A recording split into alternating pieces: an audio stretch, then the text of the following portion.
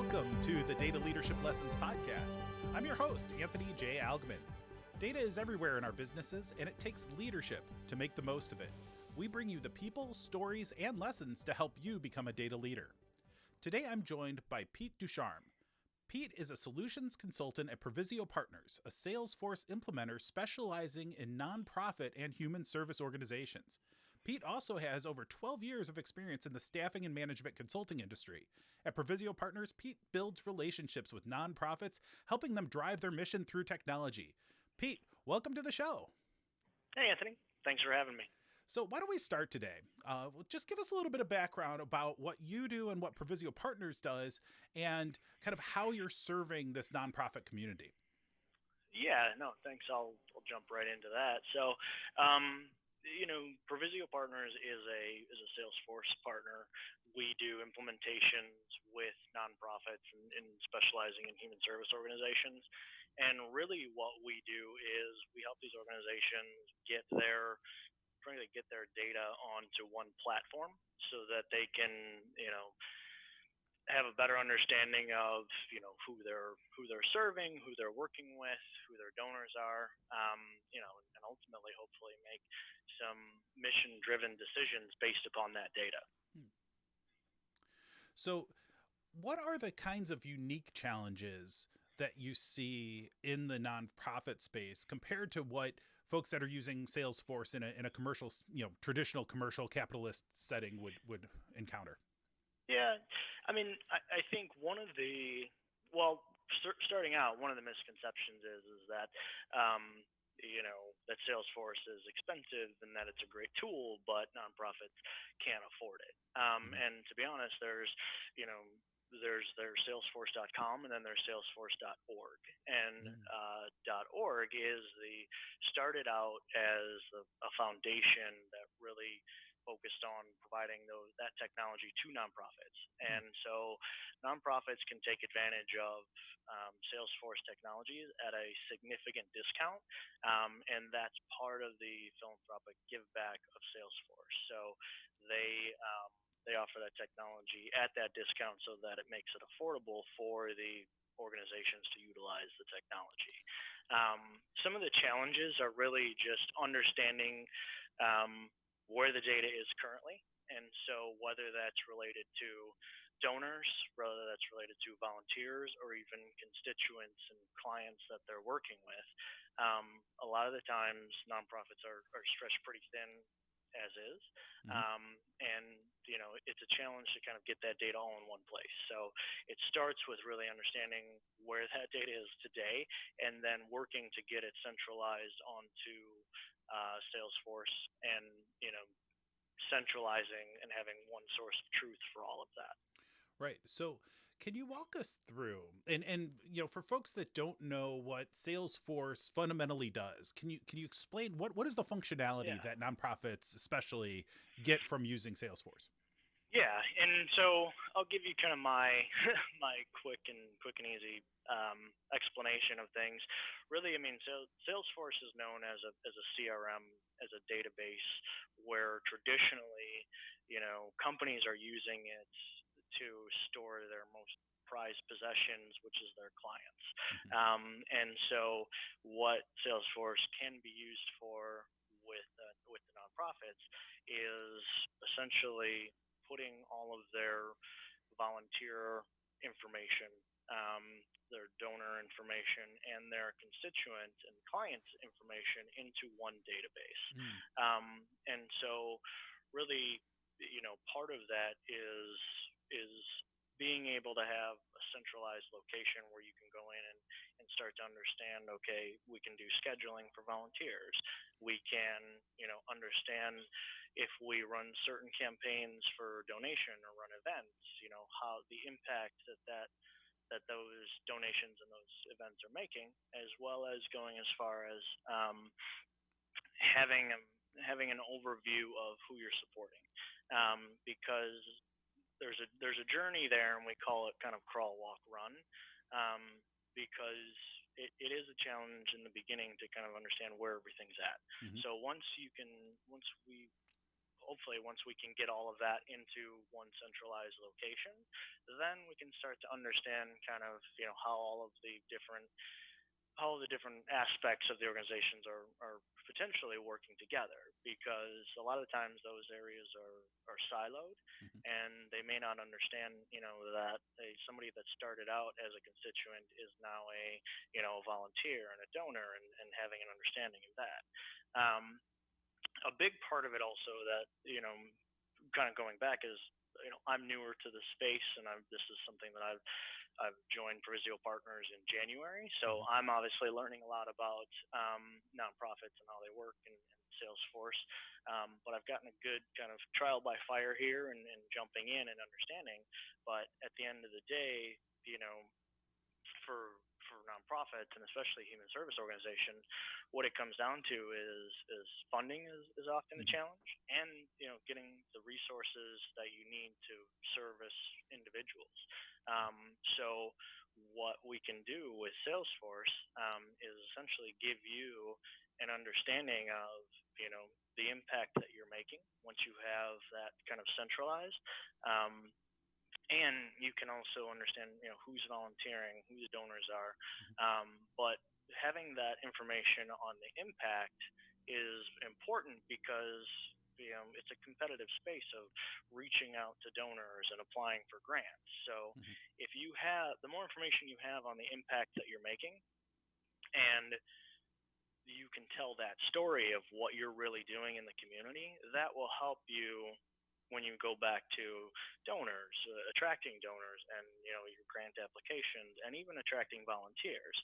Because what I've learned so far is, I mean, I cover, I would call it the Upper Midwest, Mhm. but even in Chicago, there's tons of tremendous organizations that are helping out the communities, that are, frankly underfunded, and they're applying for grants, and they're competing for donors, and what they need is they really need a voice to get, to tell the story of what they're doing. Mhm. And if we can help them get all of their data into one place to be able to tell that story of, our programs are helping people in this community, and we've improved the quality of life for this neighborhood in Chicago, over this amount of time, that helps them tell that story to everyone, and hopefully getting them awareness on what they're doing and the impact they're making. So essentially, a big part of why I really enjoy this is, we're enabling these organizations to help more people by, by being able to tell the story and do that. But also, at the end of the day, you know we can centralize intake, we can use the system to make processes more efficient, to get them time in their day to where that's a struggle as well. So, saving time and money is a universal, idea across the board. But when it comes to nonprofits, it definitely helps them make a bigger impact in the community. So that's, a big part of it. Yeah, so that brings up a few different thoughts that I had Yeah. as you were telling us about that. Is the first is that Salesforce, I think in a layperson's view, tends to be something where people think, oh, that's a sales tool where you're just trying to find customers that would be applicable to donors, obviously, Right. right? So, but I think that whole notion around volunteers and then being able to demonstrate the value that you're actually creating. I think that's really useful and a good selling point for Salesforce, but I also think it presents an important lesson for anybody out there who's involved with a nonprofit. And that could be, maybe that's not your day job. Maybe it's not your main organization. Maybe that's your church, or maybe that's a GoFundMe you set up for somebody who's struggling right now, or you could be doing volunteer work or public service in a lot of different ways. And it's really important to understand that if you want to grow, that impact that you're having really in any capacity, is you need to not only address that top line revenue growth piece, but you also need to demonstrate the value that you're adding and contributing in the market that you're serving, as well as using this as a tool to recognize where are your efforts most valuable. How can you make the biggest impact you can? And Yeah. so I think I want to understand, because we got to know each other in previous roles that you've had. Yep. So we've known each other for years, and you've done a lot of work in the technology and data space, but also now pivoting into a nonprofit world. that was a pretty big change for you professionally. What Yeah. drew you to the nonprofit space? Why did you decide this is the best place to put your career personally? It's funny because I don't know if it was designed that way, but it's certainly kind of shaken out that way. So I've been in staffing and recruiting and consulting, and that's kind of where our backgrounds crossed, and I had that experience. And the latter part of last year, I kind of was going down the path of looking at options and deciding what my next move would be. Mm-hmm. And really, what it came down to is I went out to my network and started talking to some individuals at some different companies. And when I sat down with Travis Bloomfield and Erica Cox, who had started Provisio Partners, and I had known Travis for a while. We actually worked in the same building 10 years ago and met in the elevator and figured out we lived 10 minutes away from each other. So when I had reached out to him and said, I'm thinking about making a change, just want to kind of bounce some ideas off you, I went in and talked with him and Erica and the Provisio team, and there was something that it was meaningful work. They're utilizing technology to enable organizations to help out communities. Mm-hmm. And I really liked. They were very passionate about what they were doing. So it was easy to get excited about it. But as I walked away from it, for me, I have a background in an understanding of technology. I understand kind of program management and implementation. So that part of it, there's a bit of a learning curve, but that part of it's come pretty easy. And for me, the exciting part has been really just learning about different organizations and how these organizations work and what they do, to be able to make that impact. So after I met with them, it was just something that kind of stuck with me, and I kept thinking about, well, I do know of a couple organizations that I would certainly reach out to and talk to, and it just was something that kind of stuck with me. So it was exciting, and certainly a little scary to kind of almost take a huge career change. But now that I've gotten into it a bit, it really comes down to building relationships and then understanding how we can utilize technology to help. And I was doing that pretty much in a different space before, but this one is, I love, for me, it's a bit, it's a bit close to home because I grew up in Chicago and love Chicago, so even getting to see the different organizations that I would have never even known about, or even things that are going on within the city, and in the state, it's given me a new perspective on a lot of different things. So for me, it was a new challenge, kind of exciting, and then kind of just resonated with me.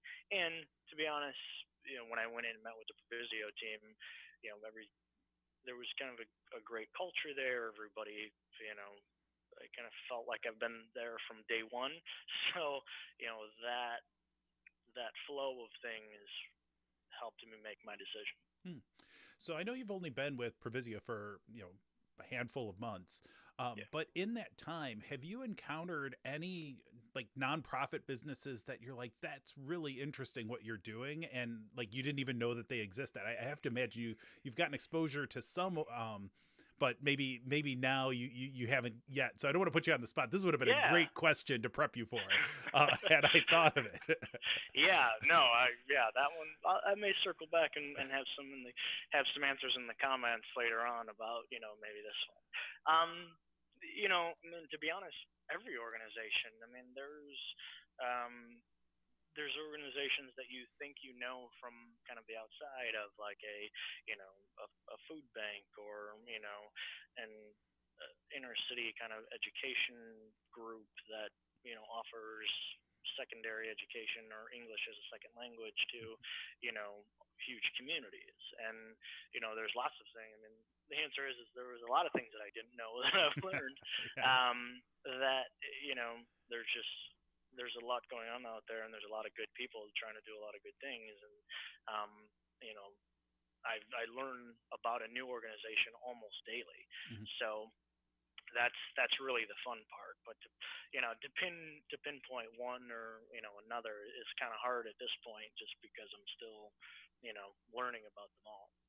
Yeah, no, absolutely, and I apologize for what was an unfair question, but I also, the more I get exposure to nonprofits, I realize, the thing that strikes me about so many of them is the passion by which everybody operates. Like you don't go into nonprofits, because you want to make a ton of money. Like that's just not a thing, and to have a cause that usually speaks to you personally, I think is an important aspect for a lot of folks that are in that space, and that is inspiring to me every time I meet someone who's working for a nonprofit, or has made that their career. It inspires me because I haven't.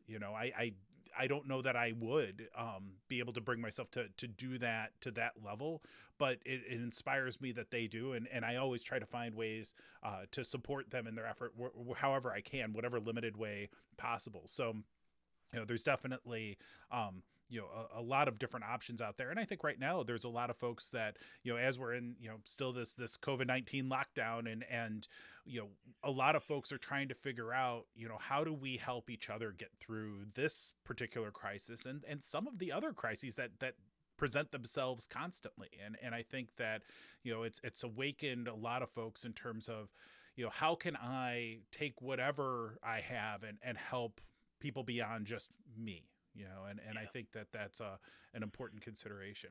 I want to get into a little bit more on the data side specifically, and you've done work in this capacity in working with a Salesforce organization and nonprofits, and your previous roles in recruiting and staffing. These tend to be areas that you will quantify and use data pretty pervasively to measure your progress. And a lot of folks out there, I think, are always trying to find ways to leverage insights from a data perspective in their day-to-day work. What kinds of things do you do personally to help guide you through that day? Is it counting the number of calls you make? Is it counting, is it looking at activity? Is it looking at results? Tell me about how data influences what you do. I mean, when you really think about it, I think it affects everything.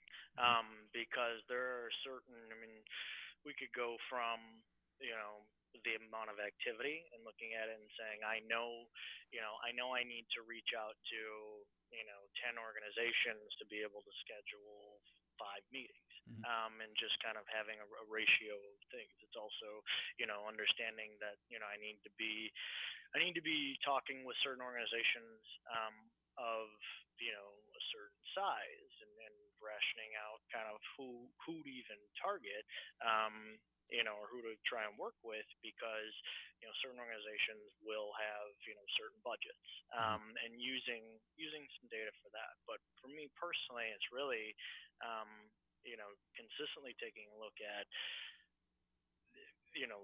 the amount of activity and the amount of reach out and the follow up, and even working with current clients of where are projects at, and what percentage of of the initiative is complete, and how much more do we have to go, and what's the timeline for that, and even resource utilization on how many hours. Because if we're going to kick off, for me, if we've had a project initiation for several clients in the last couple of weeks, we may need to space those out just based upon resources and time available. So, that all comes into data, understanding the data and making decisions based upon that data. We can go as far as saying, if from a revenue perspective as a company, we need to have a certain number of projects that we're starting and driving forward within a certain month, and just understanding all of that. It's a lot easier to keep in line if we have good data around it. Yeah, how I imagine, as we've gone to this remote working scenario, how you do your work has changed. I imagine you're spending a fair amount of time on video chats or on the phone. Probably a few less coffee meetups these days, right? Well, yeah. The whole thing that the coffee, my coffee maker is about 20 steps away. I'm drinking more coffee than ever. It has changed, and I mean, it's a huge change for everybody, and there's a lot of different challenging aspects to the COVID situation. You know, I mean, the amount of more video calls and Mhm. getting used to that and kind of having that as a norm. I mean, that's a huge one. Um, but also just the reach out in general. I mean, you know, I don't, I can, I can confidently reach out to organizations and say, hey, this is how we're helping organizations get through COVID. This is how we're helping organizations for life after COVID, and utilizing technology to do that. So, for me, my activities stayed pretty similar, just kind Mhm. of the location obviously that I'm doing it in and the way that I'm going about things. I want to be sensitive to the situation, but the reality is an organization that survived on people walking in the door and needing and needing services, you know those if that organization doesn't have, let's call it, a virtual front door or a way to do a virtual intake on their website, Mhm. um, you know two things are going to happen. Those individuals may not get access to those services, and that organization is going to suffer because they're not able to get people in to show that they're helping people. Um, so that's been a big part of what we've done through this COVID situation is you know getting organizations their readiness to respond to what's going on and kind of how life's going to be after this. And we'll probably get back to some new norm at some point, but for the time being, having the ability to set those things up and do all of that virtually has been, fortunately, I'll knock on wood here, is um, you know helped us stay busy as Mhm. well as helped us keep some organizations going. Yeah. Well, you brought up two things that I think are really interesting. The first is you talked about that virtual front door, and I think about like I spend too much time on social media, I'll admit, and you see people complaining about all the time that they have, and they're watching Tiger King, and you've run out of Netflix shows. Like that's not possible, but apparently you have. You have more time than you know what to do with. Yeah. Why not spend some of it helping these organizations from home? There's ways you can help and spend time if you don't have money to help these organizations serve a cause greater than yourself. Like I'm all for watching a show, but Yeah. let's temper that with some meaningful progress. And the other thing you talked about too is about preparing for life after this pandemic crisis has passed, and it will pass. Yeah. And there's a parallel, and we've talked about this a little bit on the show before, but if you were not doing a good job with the data prior to this, Yeah. use this as a wake up call to realize that is inexcusable going forward. You feel the pain right now. And I wrote a piece for TDAN on this a while back where it said, right now all you can do is hold on. All you can do is just get through it however best you can. You're not really going to be able to build an amazing amount for the future just yet. And I think we're starting to turn the corner where this weird time is starting to at least feel a little less insane, a little bit more normal. It's still not normal by any stretch, but Yeah. at least we're out of that full-blown triage mode, just stop the bleeding type mode. And we're now starting to think, how do we last through this and build for the future that will come someday? And that's really where building data capabilities, becoming aware of how does data quality work, recognizing that understanding your business is about making your business better, and tools like Salesforce, tools like databases and things that you can get for free will enable you to start to understand where the opportunities in the future will lie. And that's something that you can do from home. That's something you can Yeah. do while your team is remote. And when you can get back on the field of play again fully, you want to be as well prepared as possible. And I think that's, definitely something that there's a parallel here, both for the nonprofit. Oh, see, I knew I was going to do it. I was going to call it non-for-profit or not for profit. And I learned, so let's put a pause on that other conversation, because I think that we've both kind of talked about that. But this was one interesting thing that in our prep for the show, you brought it to my attention. So what is the right term? Is it not for profit, nonprofit? What is the right? So I've learned that nonprofit is just one word, nonprofit, no hyphen, is the correct terminology, because when I started out having conversations, I was saying not profit or not for profit, right, or some along those lines. And I still struggle with when people talk about philanthropic efforts. I think I've just recently got that one right. I know I've butchered that on a few calls as well. But it's the terminology.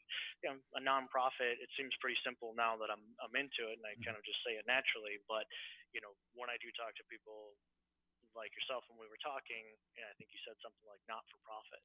Yeah. That hasn't been my experience. And now again, I'm a little newer to the space, and somebody may come out and correct me on that. But in my experience so far, nonprofit is the correct term. Right. So I'll add this to the list of it's nonprofit, not anything else. And you use one space after the periods, and it is on premises versus cloud, not on premise versus cloud. Though I've lost that battle completely.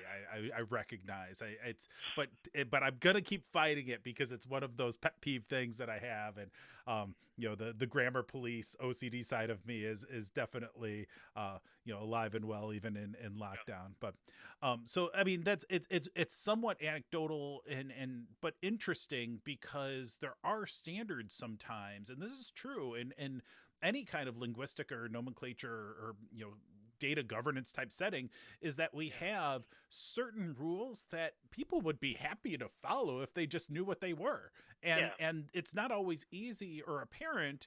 And so with the lack of guidance, you end up just doing whatever. And that's where like an opportunity like this, like nobody listened to this podcast today expecting to learn a new standard for a term, but they did. And now they're going to remember that. If nothing else from this podcast, they're going to remember it's nonprofit instead of something else. So we've served the community from a grammar or linguistic perspective. I don't know if that's I guess probably not technically grammar. That's more like spelling and proper terminology, but and I mean even the phrase of like who an organization supports is usually referred to as constituent or client, which is something that I learned kind of coming in as well. So an organization will say we've supported these clients, and that also helps when you're talking about kind of a CRM approach of keeping your clients in the CRM. So right. That was something that's one of the many things I've learned kind of along the way here as well. Yeah, well, and that brings up another common thing, is that there's loaded terms. I've worked in organizations where you could not call their customers. They had to be clients, or they had to be like, and people would take it very seriously. And in other other places that are dealing with customers that are much larger, they call them all customers. Like it's there's something but that becomes ingrained into that company's culture, and it is not our place as external service providers. You and I both at least share that. We aren't there to go in and change the culture of the way they talk. We just want to help them adopt something that will help them, right? And change. And I coach this with folks in data leadership all the time. It's like, adapt to the terminology, pick your spots, pick your fights. You don't need to try to change everything to fit that perfect standard. There's a reason that it all came out, and some of the reasons are nonsense. Like, does it really matter? Probably not. But that's why we shouldn't care. Like, if you want to call them clients, call them clients. If you want to call them constituents, do that. But that's where it's decide. Like when I learned about the nonprofit thing, I'm like, oh, that's one that I want to make sure I get right, because I don't want to accidentally offend the community of nonprofits by doing something I didn't know better about. So, and that, I mean, like, this is like data 101 in a lot of ways, because this happens everywhere in some capacity or another. Yeah, and like you said, the last thing you want to do is go in and start trying to argue with people about what they call stuff, because Yeah. you're not going to get adoption, you're not going to get buy-in. You're ultimately, I believe, most things come down to a lot of things come down to just going in and building a relationship. And Mhm. so if you're going in and being somewhat combative about what they call their clients, constituents, customers, Yeah. um, those are battles that you don't want to that you're not going to win. So focus on the mission and focus on accomplishing what you went in to accomplish. So it is, those are some interesting conversations when we start to talk about why certain things get called what they do. Yeah, well, and I think it's there's a lesson here for anybody who's in the service industry, whether it's a consultant, whether it's a sales side, whatever you're doing. If you're reaching into another organization, you're providing a tool, you're providing guidance of some sort. Just know, and make sure you internalize this. Know that when you go into another organization, they are going to know way more about that organization than you do. And they always will, because that's their organization. What Yeah, you bring is a specialized knowledge, a specialized tool, a specialized skill of some sort that they will find useful in their context. It is up to you to bring that knowledge with an open enough mind to figure out the best way for them to apply what it is that you do in their context that they know extremely well. And I think that's something that I see a lot of very junior consultants struggle with. That they think that they need to come in and know everything. yeah. That's a Come in and silly educate. goal. Yeah. Yeah, So yeah.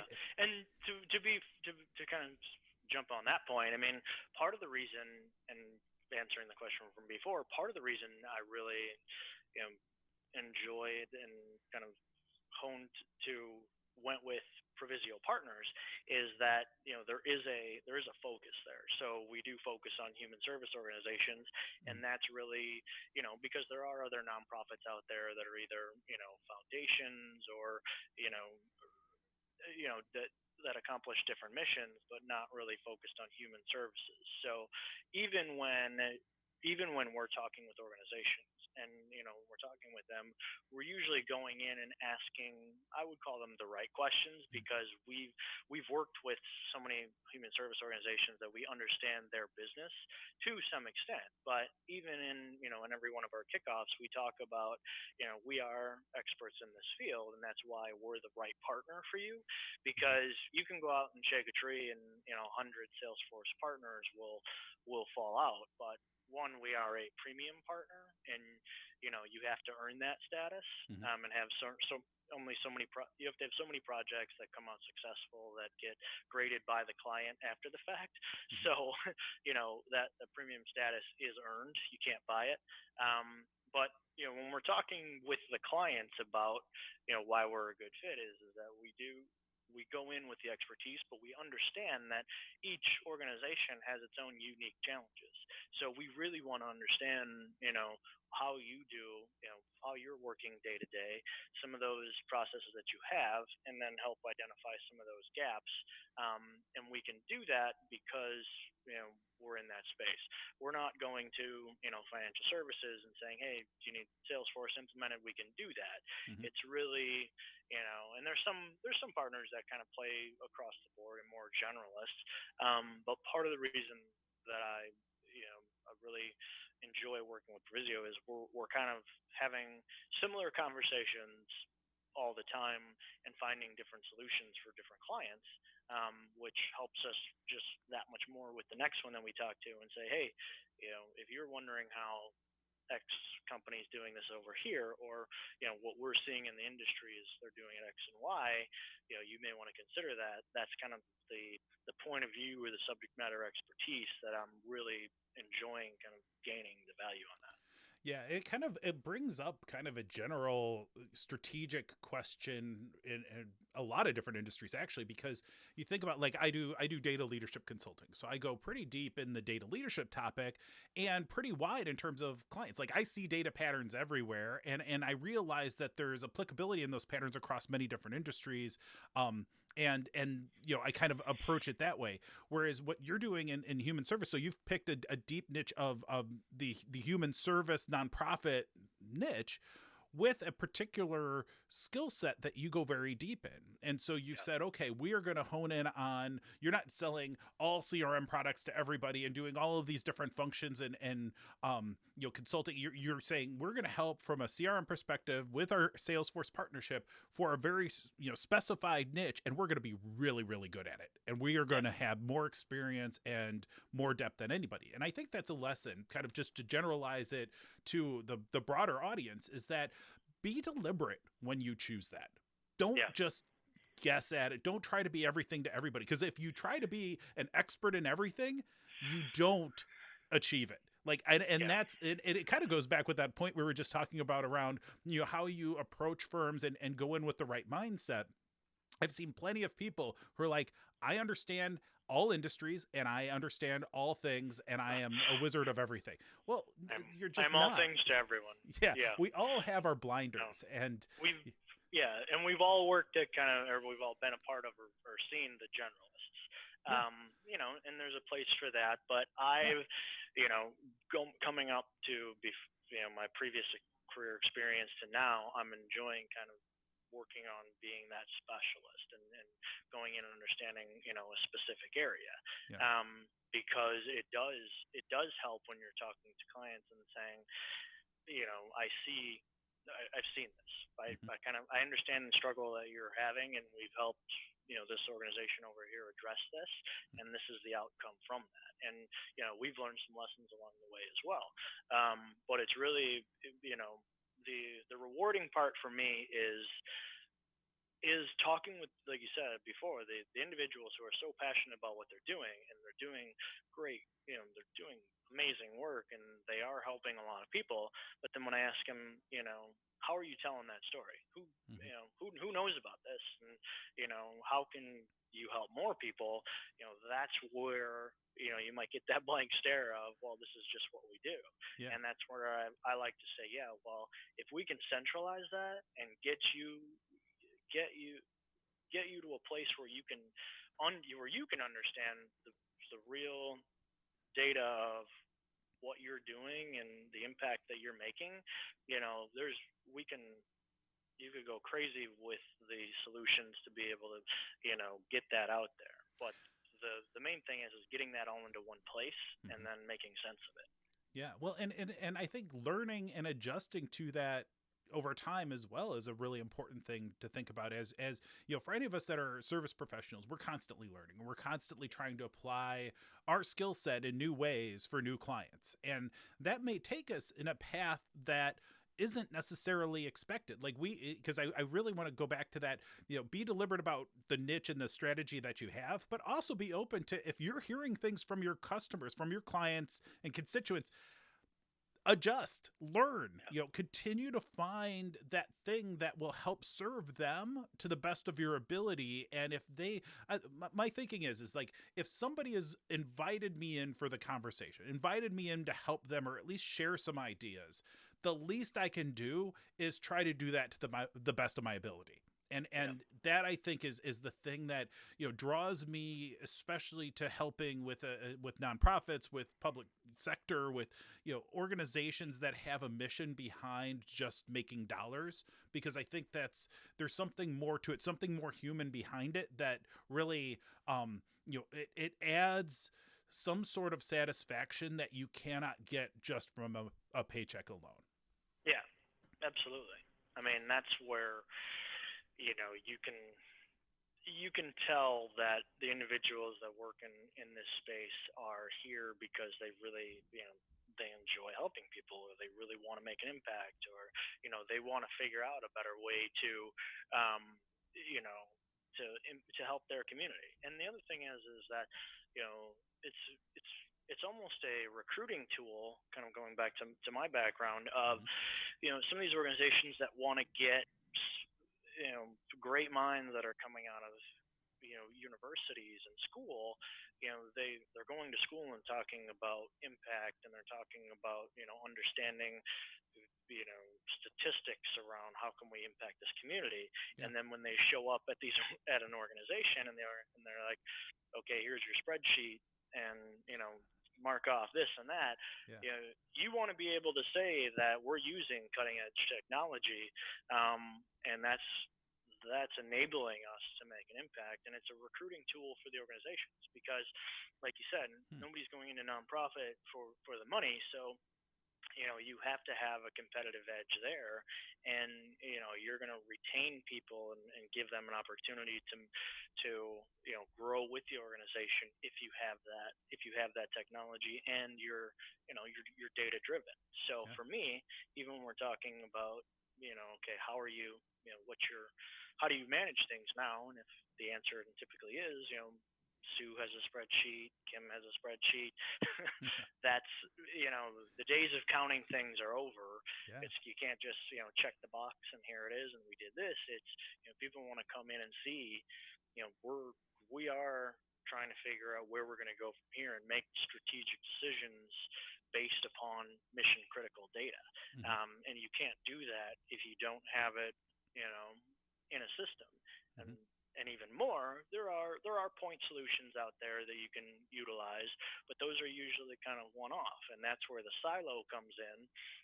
And having everything on one platform and getting a big picture view of that, you're going to be able to make better decisions. So, whether that's a recruiting tool, whether it's driving the organization, and I guess this is why I'm in this, is because I'm a firm believer that it provides tremendous value to the organization. Yeah, well, and in one other area too is that it helps protect the organization. It's not only a recruiting tool, but as people move on to other things over time, the customers and constituents and volunteers are going to be the people that that organization needs to coordinate with in as central a way as possible, because that is the lifeblood of that organization, and the data on it is the lifeblood of their systems that provide those services. So we're just about out of time, Pete. This has been awesome. This is really insightful, and learning how these kinds of tools that of in the commercial space also apply to nonprofits, and just how it all fits together. It's been a fun conversation. Do you have any last parting thoughts before we wrap it up? No, obviously this has been a lot of fun, and I enjoyed. And anytime you want to kind of jump on and talk about anything else, I'm game. The only parting thoughts is, like I said, there's a lot of organizations out there that can utilize Salesforce and they the first thought is we can't afford it, and so there are options there, and it is affordable, and it's made affordable so that the organizations can utilize that.